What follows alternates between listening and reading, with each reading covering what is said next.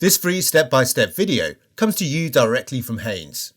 You can complete more than 200 jobs on this vehicle when you purchase the complete Haynes online manual at haynes.com. Air filter element replacement.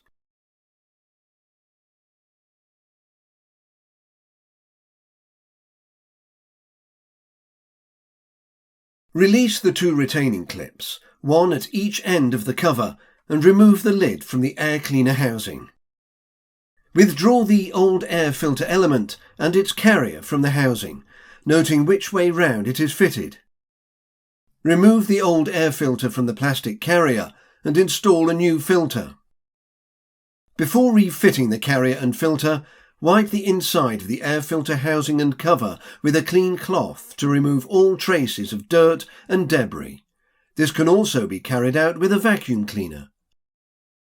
Slide the carrier containing the new filter into the housing, ensuring that it is seated correctly. Then secure the lid in position, making sure it is fitted the correct way around, with the securing legs in the correct position.